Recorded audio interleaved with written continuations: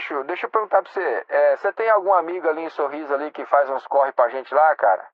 Rapaz, eu tô desde sexta-feira, cara, de noite sem contato com a minha família lá, com a minha mulher, minhas filhas, cara. Tudo desligado esse telefone, louco. Eu já tô ficando preocupado aqui, cara. Eu mando mensagem, não me responde. Eu ligo no WhatsApp, não atende. Eu ligo no telefone normal, vai direto pra caixa de mensagem. Só que daí não tem nem como eu passar endereço pra ninguém, né, cara? Eu achei que você tava em Sorriso, eu ia pedir pra você ir dar uma olhada lá pra mim, lá, passar lá em frente de casa, olhar por baixo lá do portão, ver se o carro tá em casa, ver se tem algum movimento de gente lá. Rapaz, eu tô preocupado, cara. Desde sexta-feira, o último contato com elas foi na sexta-feira à noite. No sábado de manhã, ontem de manhã mandei mensagem, não me responderam e nada, e sempre responde, cara. Listen to that voice. That's Regivaldo Batista Cardoso, a long-distance truck driver, 900 kilometers away from home, and he has no idea that his entire world has already ended. It's Monday morning, November 27th, 2023. He hasn't heard from his wife or daughters since Friday. No calls, no texts, nothing. For 3 agonizing days, his messages have gone unanswered, his calls going straight to voicemail. And for a family that talks multiple times a day, this silence is deafening. Within the hour, police officers would break down the door of his home in Sorriso, Brazil, and discover a scene so horrific, so saturated in blood and violence, that seasoned investigators would later describe it as the most terrifying, repugnant, and traumatizing crime scene they had ever witnessed. Mother and 3 daughters, an entire family, slaughtered in their own home while the father was away working to provide for them. And I need to warn you right now, this one's going to stay with you long after you finish watching. Quick favor before we continue. If you appreciate thorough, respectful true crime coverage, please like this video and subscribe to the channel. It genuinely helps us keep telling these important stories. This is the tragedy of Sorriso.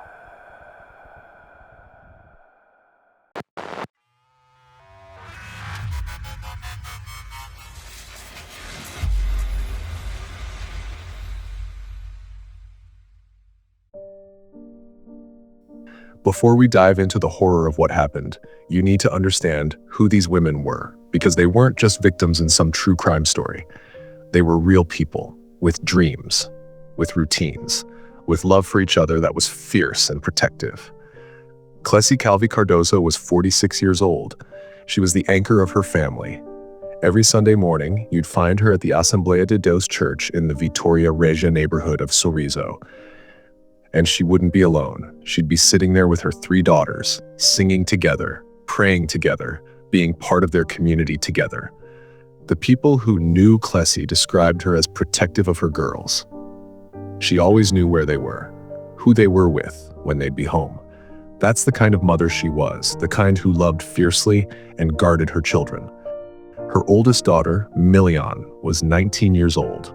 She was in her 2nd semester studying agronomy at university.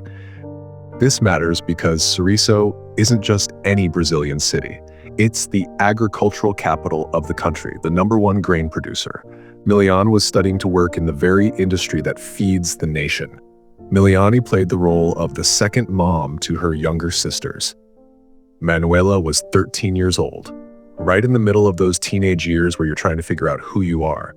She attended Nova Dinamica School in the Centro-Sul neighborhood. Her teachers described her as quiet but kind, a good student who never caused trouble. And then there was Melissa, 10 years old, still a child in every sense of the word, still playing, still innocent, still believing the world was mostly a safe place. She went to the same school as Manuela, and the 2 sisters were inseparable. The family lived in a modest home in the Flores de Mata neighborhood. Nothing fancy, just a regular middle-class house in a quiet area. Normal neighbors, kids riding bikes in the street, the kind of place where people know each other and families feel safe. Regivaldo Batista Cardoso, the husband and father, worked as a long-distance truck driver. It meant time away from home, days on the road, sleeping in truck stops and cheap motels, but it paid well. It provided for his family. And every single time he came home, he treasured every moment with his wife and daughters. They were a unit, protective of each other, close-knit, the kind of family that ate dinner together every night when Dad was home. They went to church together. They talked about their days and their dreams. Just a normal Brazilian family living a normal life. But in November 2023, the monster was already there, living among them, watching. They had no idea they were being studied, that someone was learning when the father left. By the time they realized the danger, it was already too late. Friday, November 24th, 2023, the night before the weekend, Regivaldo was preparing for another long-haul job, packing his things, checking his truck, running through his mental checklist. His route would take him to Cascavel, Paraná, about 900 kilometers southeast. It would be several days before he'd be back home. He kissed Cleci goodbye, hugged each of his daughters tight. Then he left for work, beginning the long drive through the night. He arrived at his destination Friday evening and started unloading his cargo. Once he was settled in for the night, he pulled out his phone and called home. No answer. That was unusual. But maybe they were at church. Or maybe they went out for dinner together. Saturday morning rolled around. Regivaldo tried again. The phone rang and went to voicemail. He texted Cleci a simple message asking her to call him back. The message showed as delivered, but it was never read.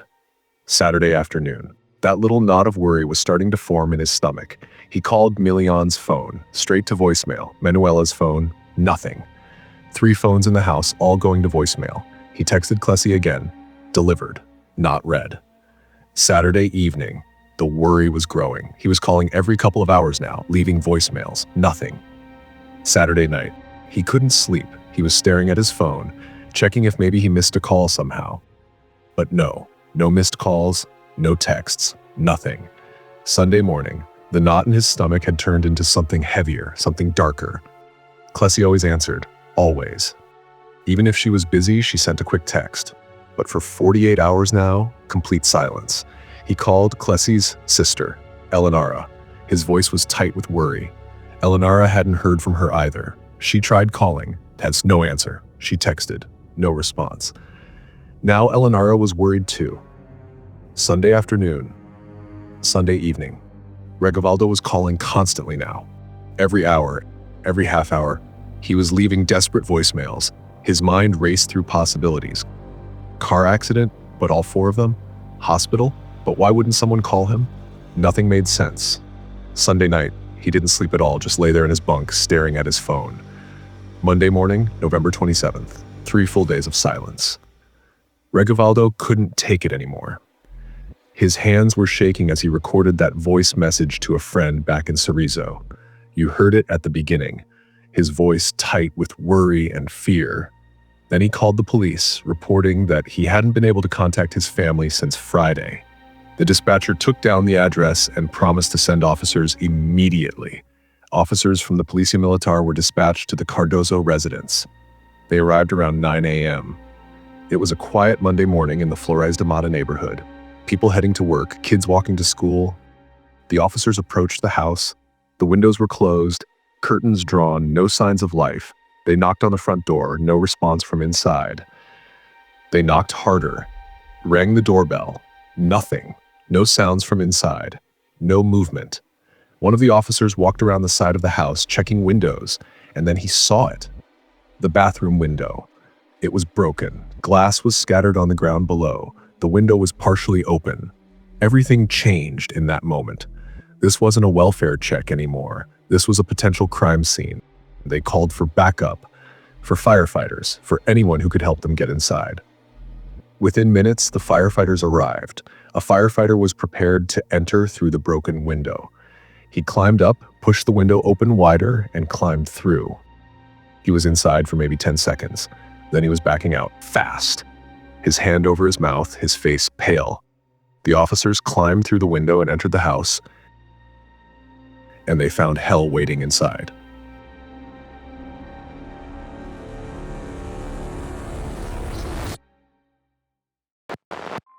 The smell hit them first.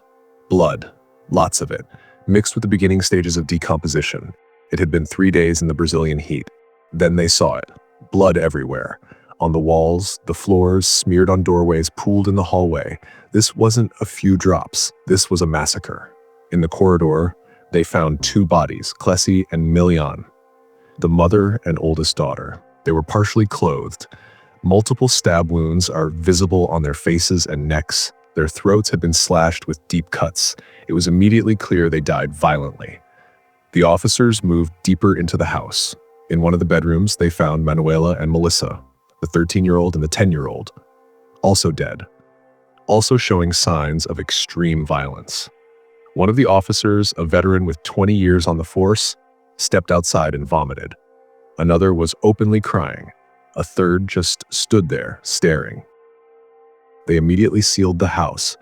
Nobody in, nobody out. This was officially a crime scene. The Policia Civil was called. Politec MT, the state's forensic police, was dispatched. Delegado Bruno França, the police chief of Sorriso, was notified and began racing to the scene. And 900 kilometers away in Cascavel, Paraná, Regivaldo's phone rang. He answered immediately. There was a long pause on the other end. The officer informed him that there had been an incident at his home. His family was deceased, all 4 of them. The world stopped for Regivaldo in that moment. His wife, his daughters, his entire family, gone. Delegado Bruno França arrived at the crime scene within the hour. He'd been doing this for years, seen murders, assaults, violent crimes of every type. But when he walked into that house, even he had to pause. The forensic team from Politec MT was already setting up. Photographers, evidence collectors, the medical examiner, everyone is moving with grim efficiency. França walked through slowly, taking it all in and reading the scene. The bathroom window was the entry point. Glass on the bathroom floor. The window is broken inward. The intruder came in deliberately. The kitchen showed signs of the initial confrontation. A drawer yanked open. Several knives were scattered on the floor. The blood spatter told a story. High-velocity patterns on the walls indicated arterial wounds, slash marks, defensive wounds. These women fought for their lives. But what struck França immediately was what wasn't there. No ransacking. The TV was still on the wall, electronics untouched, jewelry visible, nothing obviously stolen. This wasn't about robbery. The forensic examiner conducted preliminary assessments. 3 of the 4 victims showed clear evidence of SA. Their clothing was disturbed or removed. Signs of trauma beyond the fatal injuries. Franç's jaw tightened. This was about power, about control, about violence. The forensic team photographed everything, documented every bloodstain, every piece of evidence. And that's when one of the technicians noticed something crucial. There, preserved in the dried blood, were footprints, clear and distinct. The tread pattern was unique. From chinelos, the flip-flop style sandals common in Brazil, multiple prints throughout the house, all from the same pair of sandals, leading from the bathroom, through the hallway, into the bedrooms. França ordered them to be photographed immediately. This was critical evidence. Then he noticed something else that made him stop cold. In Miliane's right hand, clenched so tightly that rigor mortis hadn't loosened her grip, was a tuft of hair. The forensic examiner identified it immediately. Cadaveric spasm. França knew what that meant. Cadaveric spasm is extremely rare, different from rigor mortis. Rigor mortis develops gradually over hours after death, but cadaveric spasm happens instantly at the moment of death. The muscles lock immediately, preserving whatever the person was holding in their final conscious moment. It typically only occurs in cases of extreme violence, intense emotional trauma, or catastrophic nervous system shock, which meant that in her final moment, Miliane grabbed her attacker's hair, and that grip locked in place forever. França recognized this as DNA evidence, biological evidence that couldn't be faked, planted, or explained away. He stepped outside to clear his head and assess the surroundings. He was standing in the front yard when he noticed something important. Right next door, elevated significantly above the Cardoso property, sat a construction site, workers building something. The site sat noticeably higher than the Cardoso house, which meant anyone working up there would have had a clear view down into the family's home, into their yard, into their windows. Perfect vantage point for anyone who might have witnessed something. Franca walked over to the construction site. Workers were milling around, clearly aware that something terrible had happened next door. They were talking quietly among themselves, looking anxious. Franca identified himself and explained that he needed to speak with everyone who worked on the site. Someone up here might have seen or heard something Friday night or over the weekend. The elevated position meant they had visibility into the Cardoso home that other neighbors wouldn't have had. He asked for the site manager. A foreman stepped forward nervously and provided a list of all the workers employed on the site. Over the next several hours, Franca and his team interviewed every single person on that list. Most were cooperative, genuinely horrified by what happened. They answered questions about their whereabouts over the weekend, whether they'd seen or heard anything unusual, whether they'd noticed any strangers in the area. Most had alibis, families they'd been with, other workers who could verify their locations. But as Franca worked through the list, checking off names, one name remained unchecked. Gilberto Rodriguez dos Anjos. Franca asked the foreman about him. The foreman said Gilberto was one of their laborers, lived right there on site in the workers' quarters, kept to himself mostly, but he hadn't seen him since. The foreman paused, thinking since sometime Friday or Saturday. Franca felt his pulse quicken. Where did he go? The foreman didn't know, said it wasn't unusual for workers to disappear for a day or two sometimes, but now that the police were asking, it was strange that Gilberto hadn't shown up, especially with all the police activity right next door. Franca asked to see Gilberto's living area. They walked to a sparse room in the workers' quarters, a mattress on the floor, some clothes, basic belongings, and there, sitting on the floor, were sandals. A forensic technician picked them up carefully, examined the tread pattern, pulled out his phone to compare them to the photos of the bloody footprints from inside the Cardoso house. His eyes went wide. He looked at Franca and nodded. Perfect match. Franca's mind was racing now. He needed to know everything about this Gilberto Rodriguez dos Anjos. Immediately. He had his team run Gilberto's name through every criminal database available. What came back made his blood run cold.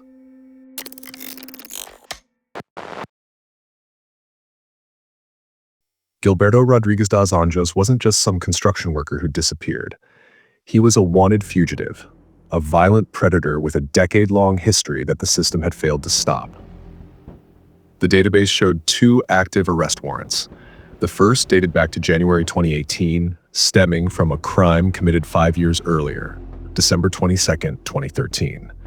Mineros, Goiás. Gilberto, then 22 years old, had met a journalist named Osni Mendes Araújo at a bar.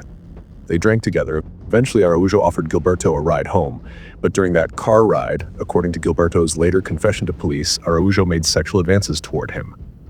Gilberto attacked viciously. He punched Araújo repeatedly until the journalist lost consciousness. Then he took Araújo's shirt and strangled him to death with it. He stole the car, drove to a friend's farm to hide, stayed there for 5 days casually driving around in the victim's vehicle until police tracked him down and arrested him at a bar. He confessed immediately, admitted everything. He was charged with murder and detained. But after 7 months in custody, the police investigation still wasn't finished. Gilberto's defense attorney argued that his client had been held too long without formal charges. The court agreed and released him in June 2014. He was told to return for additional testimony. He never did. For 4 years, nobody came looking for him. 4 years of freedom despite being a confessed killer. Finally, in January 2018, the court issued a new arrest warrant, but nobody executed it. The warrant sat in the system, unserved. Gilberto remained free, moving from place to place, working construction jobs under his own name. The second warrant was even more recent and more disturbing. September 17th, 2023.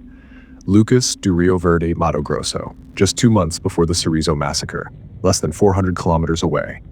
It was 2 a.m. A woman whose identity is not revealed was asleep in her bed when she woke to find someone on top of her. Gilberto. He was sexually assaulting her while she was unconscious. She fought back, screamed. Gilberto grabbed a knife and stabbed her in the neck, trying to kill her, to silence her. Her mother heard the commotion and came running into the room. Gilberto punched her repeatedly in the face, seriously injuring her eye.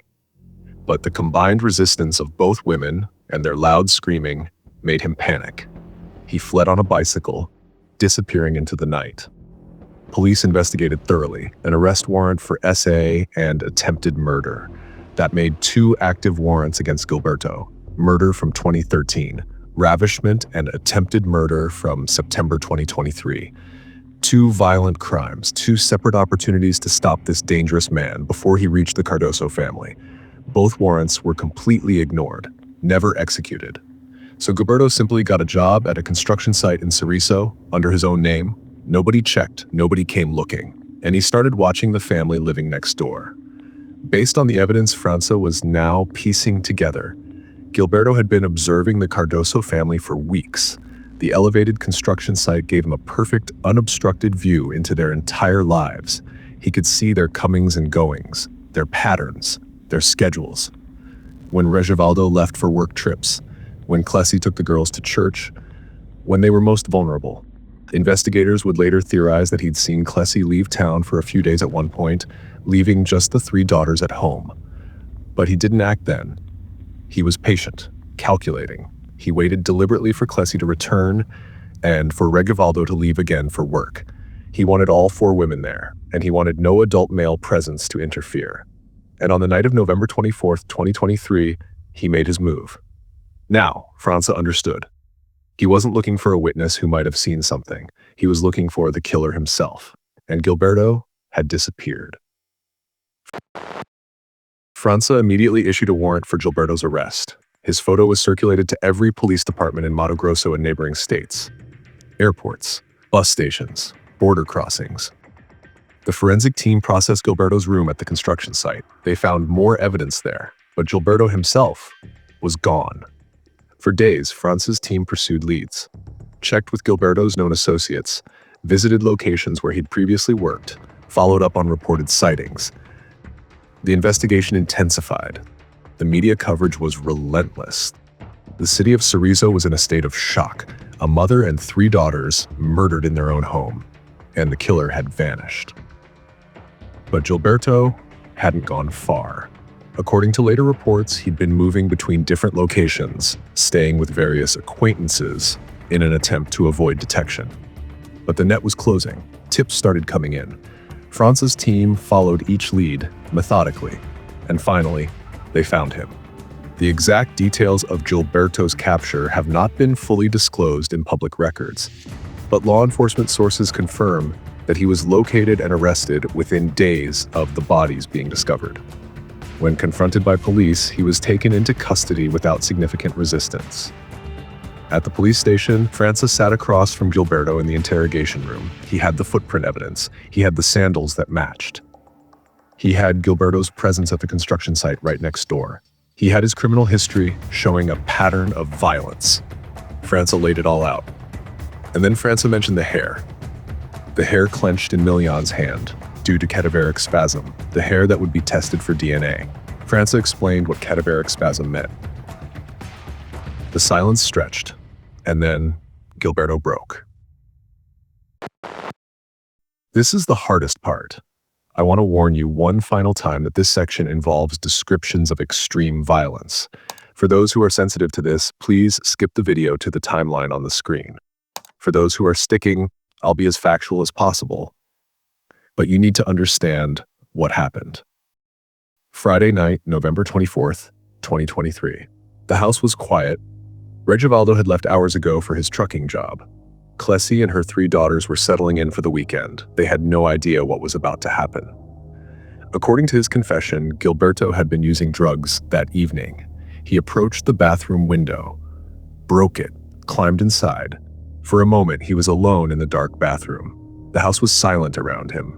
He moved through the house, and then Cleci discovered him. According to the confession and forensic evidence, there was a confrontation. Gilberto rushed to the kitchen, yanked open a drawer, knives clattered to the floor as he grabbed one, and then he attacked. The forensic evidence showed that Cleci fought. She tried to defend herself, but the knife was too fast. He slashed her throat, a deep lateral cut, but he didn't stop there. He stabbed her repeatedly, face, neck, body. And while she was dying, Gilberto essayed her according to forensic evidence. The struggle woke 19-year-old Miliane. She heard something terrible happening. She came running from her room. Gilberto turned on her immediately. Miliane fought back. The forensic evidence showed defensive wounds all over her hands and forearms where she threw them up to protect herself. He stabbed her in the face multiple times. But even as she was dying, Miliane reached out and grabbed a handful of her attacker's hair. And in that final instant, cadaveric spasm locked her hand, the evidence that was preserved forever. Gilberto essayed her too, according to forensic evidence. 13-year-old Manuela was next. The forensic evidence suggested she emerged from the bedroom shortly after her sister. Gilberto attacked her with the same brutal efficiency, according to his confession, slashed her throat, stabbed her face. Forensic evidence showed she was also essayed as well. And then there was Melissa, 10 years old. According to Gilberto's confession, she was screaming. He said he couldn't risk someone hearing her. He'd already killed 3 people. But instead of using the knife on her, he used his hands. He strangled her. The medical examiner documented it as manual strangulation. According to his confession, she struggled, but she was no match for a grown man. Melissa was found partially unclothed, though forensic evidence suggested she wasn't essayed. 4 women, 4 murders, 3 assaults by penetration, all in one night. The house was soaked in blood when he finished. Every room showed evidence of struggle. Handprints on walls, drag marks. The knife was left behind, covered in blood and fingerprints. And before Gilberto left, according to his confession, he collected trophies, the victim's intimate clothing. He stuffed them in his pockets. Then he climbed back out through the bathroom window, walked back to the construction site, and went to sleep. For 3 days, the bodies remained undiscovered. 3 days while Regivaldo desperately tried to reach his family. 3 days while neighbors walked past, unaware of the horror inside, until Monday morning, when the police finally broke down the door. When Gilberto was arrested, word spread through Sorriso immediately. A mob formed outside the police station, hundreds of people demanding justice and threatening to lynch him. Police feared for his safety, not out of compassion, but because they needed him alive for trial. They called in a helicopter and airlifted him to a prison in Sinop. On December 18, 2023, the Tribunal de Justiça de Mato Grosso accepted the criminal complaint. Gilberto officially became a defendant. The charges were extensive. 4 counts of feminicide with multiple aggravating qualifications, 2 counts of assault by penetration against adult victims, 1 count of assault by penetration of a vulnerable person. The prosecution requested enhanced penalties because the crimes were committed in the physical presence of family members. Throughout early 2025, Gilberto remained in custody. The evidence was overwhelming. His confession, the DNA from the hair, the footprints, the trophies he handed over. In March 2025, he was convicted in a separate trial for the 2023 assault by penetration and attempted murder in Lucas de Rio Verde. He received a sentence of 22 years, 7 months, and 10 days. In May 2025, he was convicted for the 2013 murder of Osni Mendez Araujo. He received a sentence of 17 years, 3 months, and 29 days. But the Sorriso trial would be the biggest, the most important, the one the nation was watching. On June 11, 2025, Judge Rafael Depra Panicella scheduled the jury trial for August 7, 2025. Meanwhile, something remarkable was happening. The Sorriso massacre became a catalyst for legislative change. In October 2024, Brazil passed the Pacote Antifeminicídio, also known as Law 14.994/2024. It fundamentally changed how Brazil prosecutes violence against women. Feminicide became its own autonomous crime. The minimum sentence increased from 12 to 20 years. Maximum sentences increased from 30 to 40 years. The crime was classified as heinous, prohibiting provisional release. The law was directly inspired by what happened to Cleci, Miliane, Manuela, and Melissa. Senator Damaris Alves proposed the Calvi Cardoso Girls' Law, named specifically in honor of the 3 murdered daughters. But due to constitutional protections, Gilberto couldn't be tried under these new, harsher laws. He would be tried under the statutes that existed in November 2023. Thursday morning, August 7th, 2025. The trial began. 7 jurors were selected. Judge Panicella presided. Gilberto appeared via video conference from his prison cell in Cuiabá. The trial was closed to the public due to minor victims being involved. Regivaldo was called as the first witness. He testified for over an hour about his family, about who they were, what they meant to him, what he'd lost. His voice cracked. He had to pause multiple times, but he pushed through. Then came the forensic experts, the crime scene photos, the autopsy results, the DNA evidence, the hair that Miliane died clutching, a perfect match to Gilberto. Family members left the courtroom when the most graphic images were shown. Some were sobbing, and on the screen, Gilberto watched, expressionless, showing no emotion.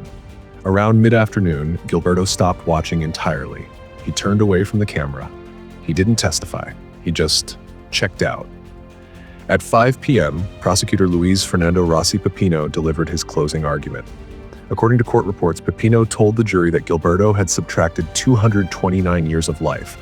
The combined life expectancy of these 4 women had been. He characterized the evidence as showing premeditation and planning. He described Gilberto as the monster of Sorriso and a demonic being. He argued for the maximum sentence. The defense attempted to argue mitigation, drug use, but it was clearly a losing battle. At 5:15 p.m., arguments concluded. The jury retired to deliberate. Around 6:30 p.m., the session resumed. The jury had reached a verdict. Judge Panicella asked the foreperson if they had reached a verdict. They had. On every charge, the verdict was the same: guilty, unanimously. Judge Panicella announced the sentence: 225 years in prison, maximum security, immediate execution of the sentence. Due to Brazilian law capping actual time served at 40 years, Gilberto will remain in prison until he's 72 years old, if he survives that long. After the trial, Regivaldo spoke to reporters. According to news reports, he said it was a very good sentence, that all the jurors were unanimous, that Gilberto will serve 40 years. Then he added something that broke hearts.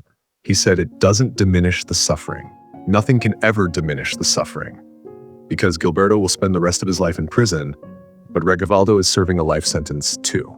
In an earlier interview, Regivaldo had told reporters he died together with his family. Gilberto killed him along with them. Think about what he lost. His wife, his partner, his 3 little angels, all gone in one night. Regivaldo can't go back to that house. Every room holds memories now tainted by horror. The hallway where Cleci and Miliane died, the bedroom where Manuela and Melissa were found. In interviews, he described his existence as a prison perpetua, a life sentence of grief. He visits their graves every week. 4 graves side by side, mother and 3 daughters together forever. According to reports, he talks to them, tells them about his day, apologizes for not being there to protect them. But it wasn't his fault. He was working, providing for his family. The fault lies with a system that failed. 2 arrest warrants, 2 violent crimes, 2 opportunities to stop Gilberto before he reached the Cardoso family, both ignored. In June 2024, Regivaldo and Cleci's mother, Soeli Fava Calci, filed a civil lawsuit against the state of Mato Grosso. They're seeking 40 million reais in damages. Their argument is simple. If either warrant had been executed, their family would still be alive. The lawsuit is still pending, but something positive has emerged. The laws that changed, the Pacote Antifeminicídio, the Lei Meninas Calvi Cardoso, the proposed National Registry of Persons Convicted of Violence Against Women.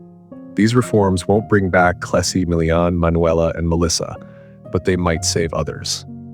In March 2024, Sorriso unveiled a permanent memorial dedicated to the 4 victims, their names etched in stone.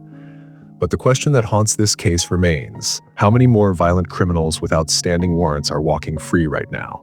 How many predators are watching, waiting?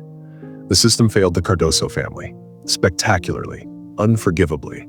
2 warrants, 2 chances to stop a monster, both ignored. And now 4 graves in Sorriso bear the names of women who should still be alive. According to available life expectancy data, Cleci would be 48 now, Miliane would be 21, Manuela would be 15, Melissa would be 12. But they're frozen in time, forever 46, 19, 13, 10. and Regivaldo is left behind, the sole survivor of a family that no longer exists, carrying grief that never lessens. In his own words to the media, there is no way to repair this family. He's right, there isn't, but we can remember them. We can say their names. We can demand better from the systems meant to protect us. Cleci Calvi Cardoso, Miliane Calvi Cardoso, Manuela Calvi Cardoso, Melissa Gabriela Cardoso, 4 women who loved each other, who protected each other, who died together while the system looked away. Their story is a tragedy, but it's also a warning, and we owe it to them and to families everywhere to make sure it never happens again.